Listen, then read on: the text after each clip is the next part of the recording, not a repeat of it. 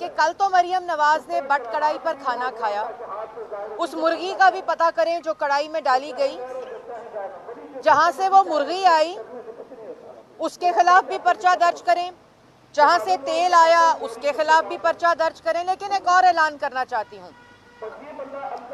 کہ مریم نواز جلد پاپا جونز کھانا کھانے جا رہی ہیں، وہاں بھی پرچہ درج کرنے کا تیاری کروا لیں اگر ہمت ہے تو۔ جلد ہی پاپا جونز کے اوپر پیزا کھایا جائے گا، وہاں بھی آپ پرچہ درج کرائیں، کیونکہ باقی احتساب تو پاپا جونز والوں کا آپ کے اندر نہ ہمت ہے، نہ آپ کی اوقات ہے، اور نہ آپ کر سکتے ہیں، نہ آپ کا اختیار ہے۔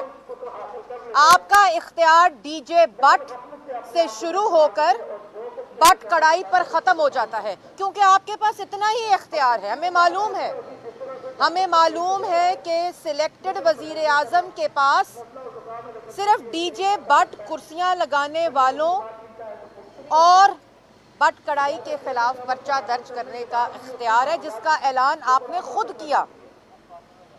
آپ کے پاس اس سے زیادہ اختیار موجود نہیں ہے، اور یہی وہ جنگ ہے، یہی وہ تحریک ہے پاکستان ڈیموکریٹک موومنٹ کی تمام جماعتوں کی، جو آپ فاشزم اس ملک میں 2.5 سال سے ہو رہا ہے، جو فاشسٹ سلیکٹڈ ٹولہ اس وقت مسلط ہے، جو شہری آزادی اس وقت بند ہے، اظہار رائے پر پابندی ہے، پاکستان کی عوام کا آٹا چینی چور، گیس بجلی دوائی چور، اس کے خلاف یہ تحریک ہے۔ اور یہ اس بات سے ثابت ہوتی ہے کہ آپ ہار چکے ہیں، آپ نے تسلیم کر لیا ہے، اور آپ کے پاس اختیار صرف، جیسے میں نے پہلے کہا کہ ڈی جے بٹ جلسے میں کرسیاں لگانے والے کے خلاف اور بٹ کڑائی کے خلاف پرچہ درج کرانے کا اختیار آپ کے پاس موجود ہے۔ آپ کو شرم آنی چاہیے۔ آپ سلیکٹڈ تو ہیں ہی، لیکن جس کرسی پر مسلط ہے اس کی عزت کریں۔ آپ کو شرم آنی چاہیے کہ آپ وہ کاروباری لوگ جو دن رات محنت کر کے اپنا روزگار کماتے ہیں، آپ نے تو 1 کروڑ نوکری دینی تھی، اور جو لوگ ہنسی مذاق میں باتیں کرتے ہیں، کل ہم نے یہ سوچا تھا جب ہم وہاں کھانا کھا رہے تھے تو میں اور مریم نواز شریف صاحبہ یہ بات کر رہے تھے کہ کل بٹ کڑائی پر بھی پرچہ ہو جائے گا، اور مذاق میں بات کر رہے تھے، اور آج جب میں نے یہ خبر پڑھی کہ بٹ کڑائی پر پرچہ ہو گیا تو مجھے آپ پر ترس آیا کہ آپ کی ذہنی کیفیت یہ ہو گئی ہے کہ آپ نے مریم نواز، نواز شریف، شہباز شریف کا بدلہ پاکستان کی عوام سے لینا شروع کر دیا ہے۔ اور میں آج آتے ہوئے پڑھ رہی تھی، ایک کرائے کا ترجمان یہ کہہ رہا تھا کہ ڈائیلاگ ہونا چاہیے، عوام کے وسیع تر مفاد میں ڈائیلاگ ہونا چاہیے۔ تو جب 2.5 سال سے ہم یہ بتاتے تھے یہ نہ کریں، یہ ملک کو نقصان نہ پہنچائیں، تو کہتے تھے NRO مانگ رہے ہیں۔ اب چوری چوری ریلیاں دیکھ کر، عوامی طاقت دیکھ کر، جلسے دیکھ کر، اور PDM کا اگلا حکمت عملی جو ہے اس کو دیکھ کر، ہاتھ جوڑ کر پچھلے دروازے سے NRO مانگ رہے ہیں۔ کون سا ڈائیلاگ؟ آپ تو کہتے تھے ہم غدار ہیں، آپ کہتے تھے ہم چور ہیں، آپ کہتے تھے ہم نے ملک بیچ دیا، تو غداروں سے ڈائیلاگ ہوتا ہے، چوروں سے ڈائیلاگ ہوتا ہے۔ عمران صاحب، یہ ڈائیلاگ اور یہ NRO آپ کو نہیں ملے گا۔ عوام کی طاقت آپ روک نہیں سکتے، آپ کو گھر جانا ہوگا، آپ کو استعفیٰ دینا ہوگا، آپ کو پاکستان کی عوام کی جان چھوڑنی ہوگی۔ جس عذاب میں پاکستان کی عوام 2.5 سال سے مبتلا ہے، پاکستان ڈیموکریٹک موومنٹ آپ سے پاکستان کی جان چھڑا کر دم لے گی۔ اور آپ کو دو ٹوک الفاظ میں کہا جاتا ہے کہ یہ چھوٹی حرکتیں کرنا بند کریں. ملک کا وزیر اعظم کنٹینر اٹھاتا نہیں ہے. ملک کا وزیر اعظم جلسے کی کرسیوں والوں کے خلاف دھمکی نہیں دیتا. ملک کا وزیر اعظم جلسے کے منتظمین کو منہ پر ہاتھ پھیر کر اور سیاسی مخالفین کو دھمکیاں نہیں دیتا. ملک کا وزیر اعظم بٹ کڑائی کے خلاف مقدمہ درج نہیں کرتا. اور جیسے میں نے پہلے کہا کہ اب ہم پاپا جونز کا پیزا کھانے جائیں گے. اگر آپ کا اختیار ہے، اگر آپ میں حوصلہ ہے تو کاٹیے گا پرچہ اور پاکستان کی عوام دیکھے گی. اور 13 دسمبر کو انشاءاللہ مینار پاکستان پر جلسہ ہوگا. پاکستان کی عوام آپ کے خلاف فیصلہ سنائے گی اور آپ کو گھر جانا ہوگا. اور پاکستان کے شہریوں سے، لاہور کے شہریوں سے ان کی شہری آزادی مت چھینیں اور نہ ہم چھیننے دیں گے. فوری طور پر یہ جو مقدمات ہوئے ہیں مضحکہ خیز، ان کو واپس لیا جائے.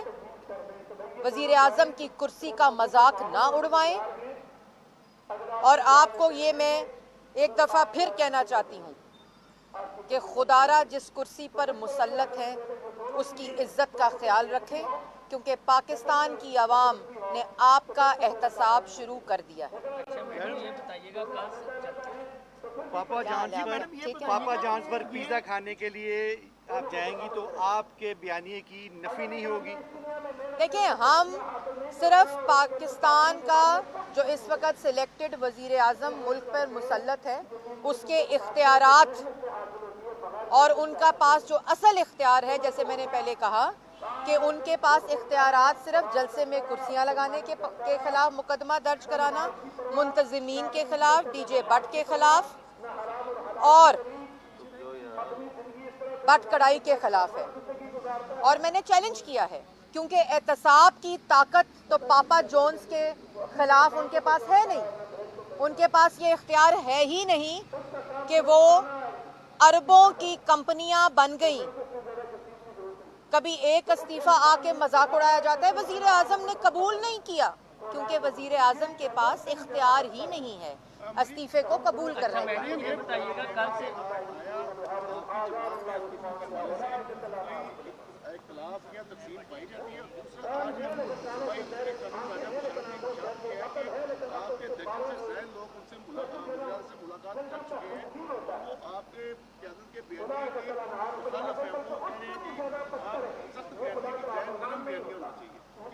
دیکھیے، بات یہ ہے بیانیہ اب پاکستان کی عوام کا ہے اور اختلافات اگر پائے جاتے ہیں، یہ وہ لوگ کہتے ہیں جو اس وقت خوف میں مبتلا ہیں، تو پارٹی کے باضابطہ استعفے مانگنے کے بغیر ہی آپ نے دیکھا کہ کل یہاں لاہور ڈویژن آئی تھی، ان سب نے اپنے استعفے دے دیے.